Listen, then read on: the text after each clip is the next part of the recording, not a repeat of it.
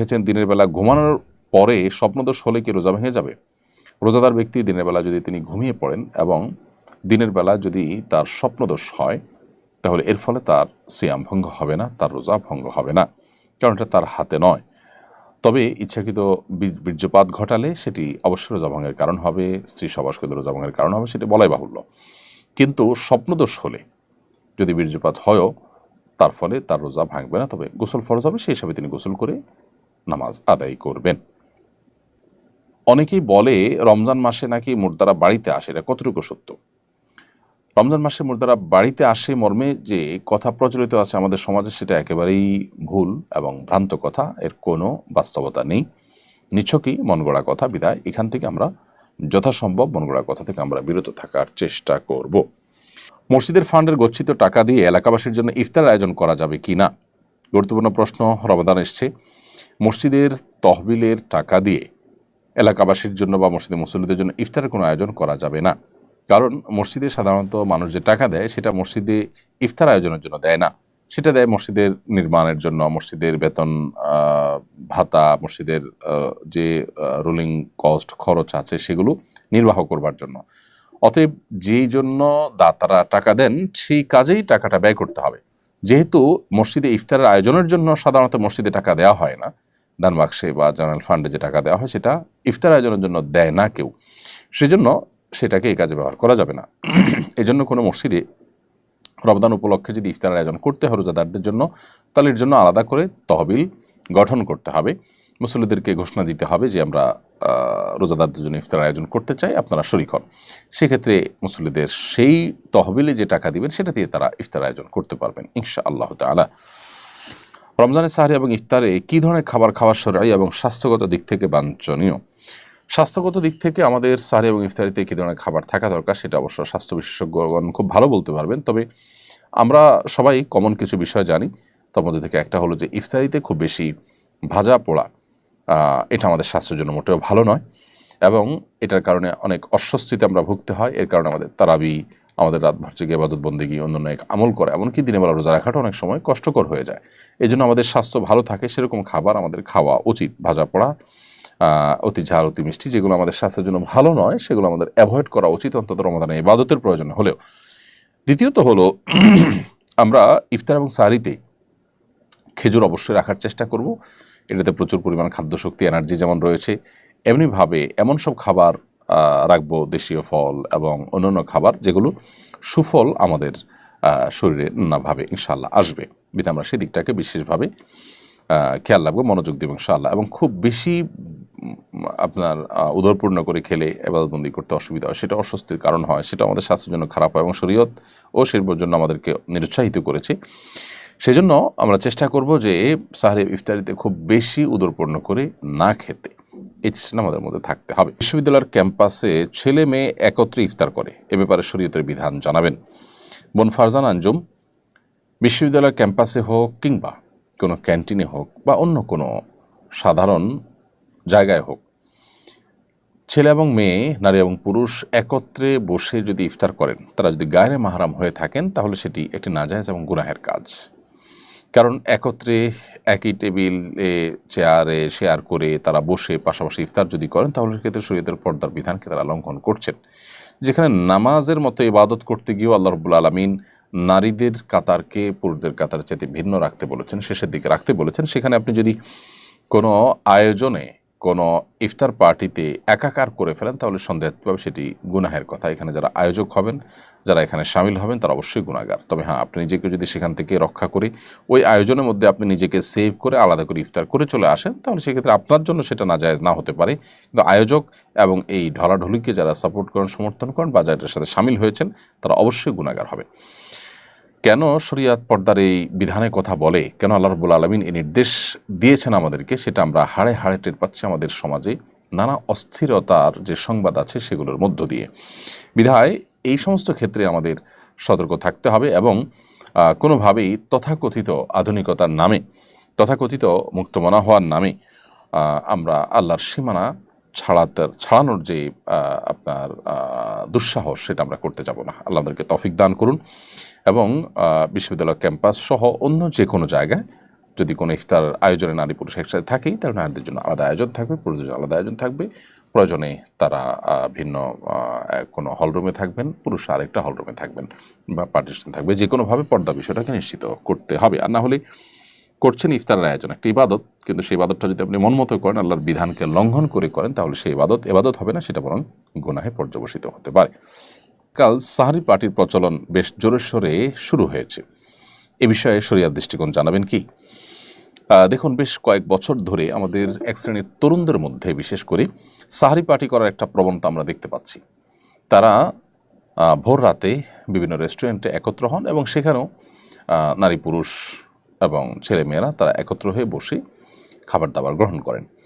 ছেলেমেয়ে যদি একত্র হয়ে বসে তারা টেবিলে খাবার দাবার গ্রহণ করেন, নারী পুরুষ যারা গায়রে মাহরাম এরকম মানুষজন যদি তারা একত্র হয়ে খাবার দাবার গ্রহণ করেন, সেটা তো এমনিতেই নাজায়েজ, কারণ সেটি পর্দার বিধানকে লঙ্ঘন করা হচ্ছে। আল্লাহর বিধানকে লঙ্ঘন করে আমরা কোনো কল্যাণ আর সাধন করতে পারবো না। এই জন্য এই হারাম কাজ থেকে আমাদেরকে বেঁচে থাকতে হবে। আল্লাহর ভয় যদি আমরা মুসলিম হয়ে থাকি, আল্লাহর সামনে দাঁড়াতে হবে, সেই জবাবদিহিতার বোধ থেকে আমাদেরকে অবশ্যই গুনাহ ছাড়তে হবে। আর সাহারি পার্টি যেটা, সেখানে যদি আপনি নারী পুরুষ ঢলাঢলি বা একসাথে ফ্রি মিক্সিংয়ের ব্যাপারটা নাও থাকে, শুধু ছেলেরা সাহারি পার্টি করলো, মেয়েরা আলাদা করে করলো, এরকম যদি হয়, তারপরে সেটা অবশ্যই শরীয়তের দৃষ্টিকোণ থেকে অনুচিত। কারণ হলো সাহারির এই সময়টা, ভোর রাতের এই সময়টা আসলে দোয়া কবুলের সময়। এই সময়টা আসলে আড্ডা মারা, ফুর্তি করা, এটার জন্য উপযুক্ত কোনো সময় নয়। যদি কোনো কারণে বন্ধুবান্ধব একত্র হয়েছে, সাহারি করেছে, সেটাকে আপনি সাহারি পার্টি নাম দিলেন, সেটা ভিন্ন বিষয়। কিন্তু ইন্টেনশনালি এই টাইমে বাসাবাড়ি থেকে বের হয়ে রেস্টুরেন্টে যে আনন্দ ফুর্তি এবং আড্ডাবাজি করা, সেটা অবশ্যই এই সময়ের যে মর্যাদা, এই সময়ের যে তাৎপর্য, তার সাথে যায় না। ভোর রাতে আল্লাহ রাব্বুল আলামিন বান্দাকে ডেকে ডেকে তার গুনাহগুলো মাফ করান, তার প্রতি অনুগ্রহ করেন, তাকে বিভিন্ন তার চাওয়াগুলোকে পূরণ করে থাকেন। বিধায় এই সময়টা ইবাদতের সময়, দোয়ার সময়, এই সময়টা আসলে আড্ডা মারার সময় নয়। আমার দাদি অতি বৃদ্ধ এবং অসুস্থ, তিনি রোজা রাখতে পারেন না, করণীয় কি? বোন আমেনা, আপনার দাদি যিনি অতি বৃদ্ধ এবং বয়সাধিক্যের কারণে তিনি রোজা রাখতে পারেন না, এবং এরকম ব্যক্তি সুস্থ হয়ে আবার কখন রোজাগুলো রাখবেন সেই সম্ভাবনা একেবারেই ক্ষীণ, নেই বললেই চলে। এরকম ব্যক্তিদের জন্য শরিয়ার বিধান হলো ফিদিয়া দেওয়া। আল্লাহ রাব্বুল আলামিন কোরআনে হাকিমে বলেছেন, ওয়াদাল্লাযীনা ইউতিকুনাহু ফিদিয়াতু তাআমু মিসকিন, যারা সিয়াম রাখতে শারীরিকভাবে অপারগ, তারা সিয়ামের পরিবর্তে ফিদিয়া দিয়ে দিবে। ফিদিয়া হলো যতগুলো রোজা তার ভাঙতি পড়বে, সেই রোজাগুলোর বিপরীতে একজন করে মিসকিনকে খাদ্য দিবে। সেক্ষেত্রে একজন মিসকিন দুবেলা খেতে পারেন সেরকম ব্যবস্থা করে দিবেন, এবং 30টা রোজার জন্য 30 জন মিসকিনকে দুবেলা খাবার দিয়ে দিবেন। শুধু যদি চাল কিনে দেন, তাহলে সেক্ষেত্রে আমরা যে ফিতরা দিয়ে থাকি, একটা রোজার জন্য একটা করে ফিতরা, 30টা রোজার জন্য 30টা ফিতরার সমপরিমাণ খাদ্য আপনি কোনো গরিবকে কিনে দিলেন। আনুমানিক 1.5 কেজি করে চাল যদি আপনি প্রত্যেক রোজার জন্য দেন, তাহলে 30টা রোজার জন্য 45 কেজি করে চাল আপনি একটা ফ্যামিলিকে কিনে দিলেন, অথবা কয়েকজনকে কিনে ভাগ করে দিলেন। তাতে ইনশাআল্লাহ বিদিনল্লাহ আপনার দায় মুক্ত হয়ে যাবেন। রোজা রেখে কি অসুস্থ রোগীদের রক্ত দিতে পারবো? আমি এবং আমার টিম বিনামূল্যে ব্লাড ডোনেট করি। উত্তরটা জানতে চাচ্ছি।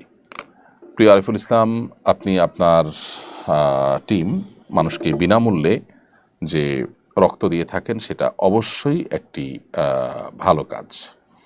এবং রোজা রেখে যদি রক্ত দিলে আপনি অসুস্থ হয়ে রোজা রাখা কঠিন হয়ে যেতে পারে, এরকম কোনো আশঙ্কা না থাকে, তাহলে সেক্ষেত্রে আপনি রোজা রেখে রক্ত দিতে পারেন, কোনো অসুবিধা নেই। রমজানে রোজা রেখে শরীর থেকে রক্ত বের করলে যে রোজা ভেঙে যায়, তা কিন্তু নয়। মূলত শরীরে কোনো কিছু প্রবেশ করলে, যেটা আমাদের খাদ্য বা আপনার পানীয়ের কাজ দেয়, যেটা আমাদের শরীরে এনার্জি সৃষ্টি করে, অর্থাৎ ক্ষুধা নিবারণ, পিপাসা নিবারণের কাজ দেয়, সেরকম কিছু যদি শরীরে প্রবেশ করে, তাহলে সেটা রোজা ভাঙার কারণ হয়। এখানে তো শরীর থেকে বের হয়েছে।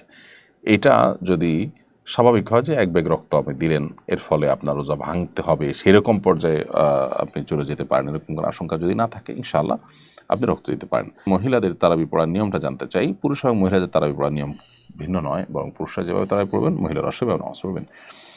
মহিলারা বাসাবাড়িতে তারাবি পড়বেন। যদি মসজিদে কোনো জামাতে তারা সামিল হন, কখনো কোথাও গিয়েছেন, সেখানে জামাত হচ্ছে, সামিল হয়ে গেলেন, নামাজ হয়ে যাবে, কিন্তু বাসায় পড়াটা তাদের জন্য অবশ্যই উত্তম।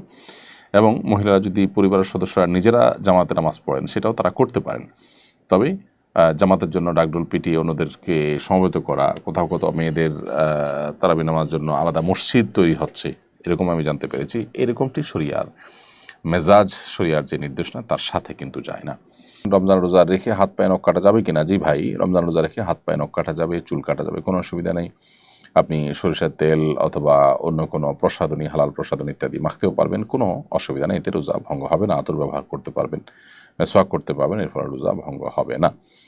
রমজান এলেই বাজারে হাহাকার পড়ে যায়, দ্রব্যমূল্য বেড়ে যায়, কারণ কি? প্রতিকারের উপায় কি? রমজান এলেই বাজারে যে হাহাকার পড়ে যায়, জিনিসপত্রের দাম বেড়ে যায়, এর অন্যতম কারণ হলো আমাদের ব্যবসায়ীদের একটা বড় অংশ যারা ইসলাম মনে করে শুধুমাত্র দাড়ি টুপি এবং নামাজ রোজাকে। বান্দার হক এবং মানুষের অধিকারের প্রতি দায়িত্বশীলতা, মানুষের কল্যাণ কামনা করা, মানুষের উপকার করা, মানুষের ক্ষতি সাধন না করা, এগুলো যে পার্ট অফ ইবাদত, সেগুলো আমরা জানি না। যার কারণে আমাদের ব্যবসায়ীদের দ্বারা এই সমস্ত অনাচারগুলো হয়। দ্বিতীয় গুরুত্বপূর্ণ কারণ হলো আমাদের দেশে আইনের শাসন প্রতিষ্ঠা দুর্ভাগ্যজনকভাবে কেউই করতে পারেনি সেভাবে।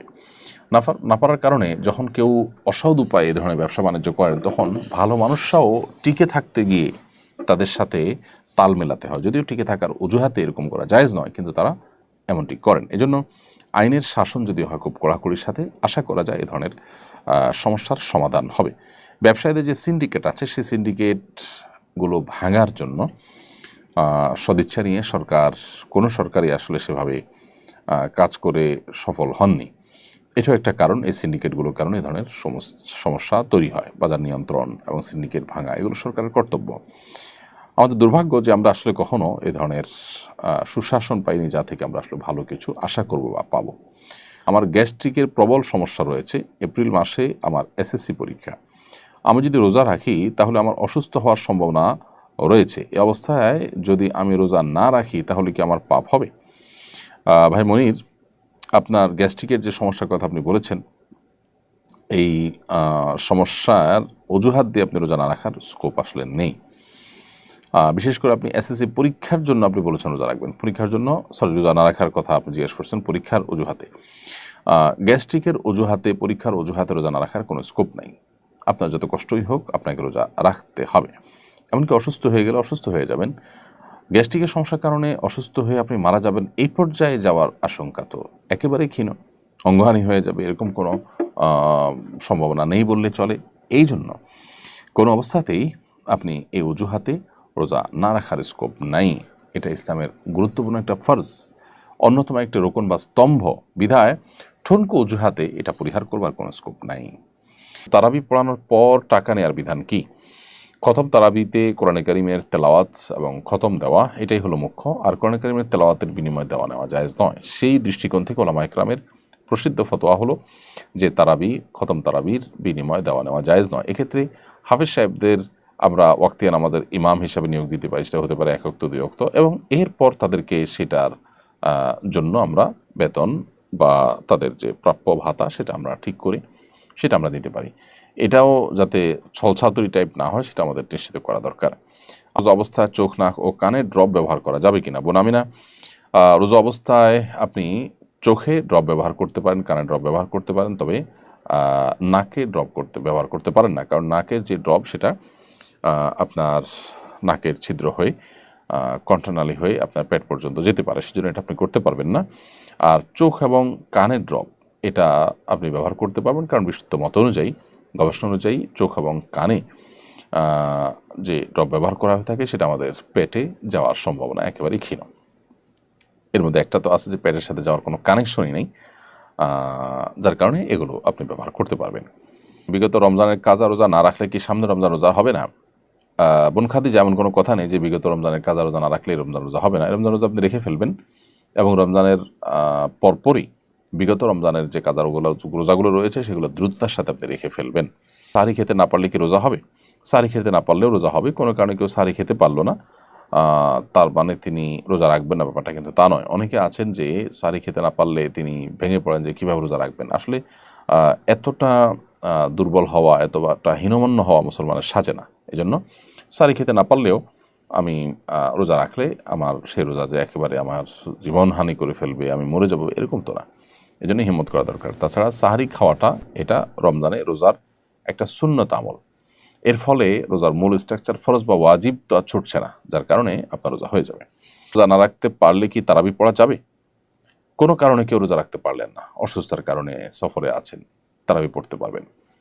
রোজা না রাখতে পারলে তারাবি পড়া যাবে না, ব্যাপারটা এরকম না। আমরা অনেকে রোজার সাথে তারাবিকে এমনভাবে রিলেট করে ফেলেছি যে রোজা না রাখলে বোধহয় তারাবি আর পড়া যাবে না, অথবা কেউ তারাবি না পড়লে তার রোজা হবে না, এরকম কোনো বিষয় নয়। আসলে রোজা একটি ইবাদত আর তারাবি আরেকটা ইবাদত। নবী করিম সাল্লাল্লাহু আলাইহি ওয়াসাল্লাম বলেছেন, মান কামা রমাদান ঈমানান ওয়া ইহতিসাবা গফিরা লাহু মা তাকাদ্দামা মিন যামবি। যে ব্যক্তি ঈমান এবং ইখলাসের সাথে সিয়াম পালন করবে তার পূর্বের সমস্ত গুনাহ মাফ করে দেওয়া হবে।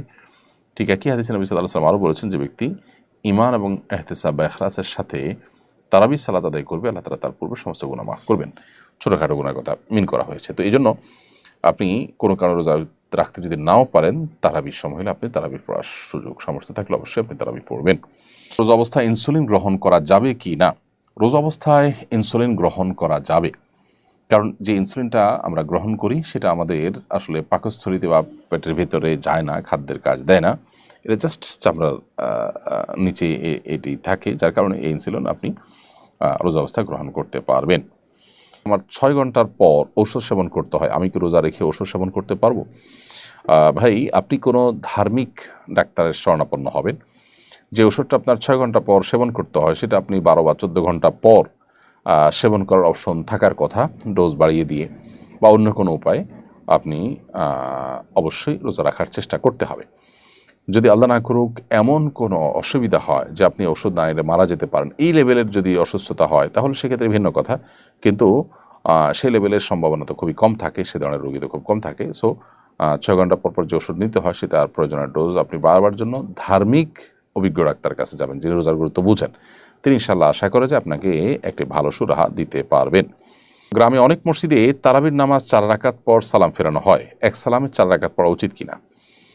না, 1 রাকাতে 4 রাকাত তারাবি যদি কোথাও পড়ে থাকে কেউ, এটা অবশ্যই সঠিক নয়। কারণ নবী করিম সাল্লাল্লাহু আলাইহি ওয়াসাল্লাম বলেছেন, সলাতুল লাইলি ওয়ান নাহারি মাসনা মাসনা, রাত এবং দিনের নামাজগুলো 2 রাকাত 2 রাকাত করে। নফল সুন্নত যে নামাজগুলো আছে, নফল নামাজগুলো বিশেষ করে এগুলো সব 2 রাকাত 2 রাকাত করে। তাছাড়া তারাবির নামাজ 2 রাকাত 2 রাকাত করেই হলো সুসাব্যস্ত। 4 রাকাত এক সালামে পড়াটা সাব্যস্ত বা প্রমাণিত নয়। বিধায় কোনো মসজিদ এটা যদি করে থাকে সেটা অবশ্যই ভুল। ইতিকাফের ফজিলত, তাৎপর্য এবং বিধিবিধান জানতে চাই।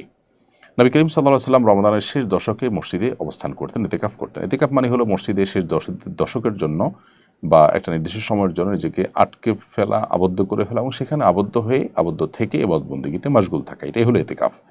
ইতিকাফের তাৎপর্য, ইতিকাফের ফজিলত অপরিসীম। নবী সাল্লাল্লাহু আলাইহি ওয়াসাল্লাম রমজানের রোজা ফরজ হওয়ার থেকে তার ওয়াফাত পর্যন্ত কোনো বছর জীবনে তিনি ইতিকাফ ছাড়েন নাই। ইতিকাফের তাৎপর্য বোঝার জন্য মনে হয় এইটুকুই যথেষ্ট, যে আমল নবী সাল্লাল্লাহু আলাইহি ওয়াসাল্লাম জীবনে কখনো ছাড়েননি সেটা কত গুরুত্বপূর্ণ হতে পারে। এই জন্য রমজানের শেষ দশকে আমাদের ইতিকাফ করা উচিত। ইতিকাফের নিয়ত করে যখন আমরা মসজিদে ঢুকবো, সেক্ষেত্রে আমরা 20 তারিখ সূর্য অস্ত যাওয়ার আগে আগে আমরা 20 রমজান সূর্য অস্ত যাওয়ার আগে আগে আমরা মসজিদে প্রবেশ করব এবং চাঁদ দেখার সংবাদ শোনার পর, ঈদের চাঁদ দেখার সংবাদ শোনার পর আমরা মসজিদ থেকে বের হব। এর মধ্যে একান্ত নিরুপায় হলে, যেমন ওয়াশরুম ইত্যাদির জন্য, ওযু ইত্যাদির জন্য মসজিদ থেকে বের হতে পারি আমরা, আর না হলে খাবার যদি কেউ আনার মতো লোক থাকে তাহলে সেটার জন্য আমরা বের হব না। আর যদি আনা নেওয়ার মতো কোনো লোক না থাকে, কোনো ব্যবস্থা না থাকে, তাহলে শুধুমাত্র বাইরে যেয়ে খেয়ে আবার দ্রুততার সাথে আমরা ভিতরে প্রবেশ করতে পারি। এভাবে আমরা ইতিকাফ করব, পুরো সময় ইবাদতবন্দেগীতে আমরা মশগুল থাকার চেষ্টা করব। পাঞ্জেগানা মসজিদে ইতিকাফ করা যাবে কিনা? হ্যাঁ, পাঞ্জেগানা মসজিদে ইতিকাফ করা যাবে। ইতিকাফের জন্য জুমা মসজিদ হওয়া শর্ত নয়, তবে মসজিদ হওয়া শর্ত। যে জায়গাটা আসলে মসজিদ, অর্থাৎ মসজিদের মর্যাদা পাচ্ছে, যে জায়গাটা নামাজ আদায়ের জন্য নির্ধারণ করা হয়ে গেছে, ফিক্সড করা হয়েছে, নির্দিষ্ট করা হয়েছে স্থায়ীভাবে, সেই জায়গাটা মসজিদ হিসাবে মর্যাদা পাবে। কেউ ওয়াকফ করে দিল, সেটা পাঞ্জেগানা মসজিদ হতে পারে, জুমা মসজিদ হতে পারে। এখন প্রশ্ন হলো, পাঞ্জেগানা মসজিদ যদি ইতিকাফ করে তাহলে জুমার নামাজের জন্য কি করবে ইতিকাফকারী? উত্তর হলো, জুমার নামাজের জন্য তিনি বের হয়ে জুমা মসজিদে যাবেন, জুমা নামাজ পড়ে আবার তার ইতিকাফের জায়গায় তিনি ফিরে আসবেন। এভাবে তিনি জুমাও আদায় করবেন, আবার ইতিকাফও আদায় করবেন।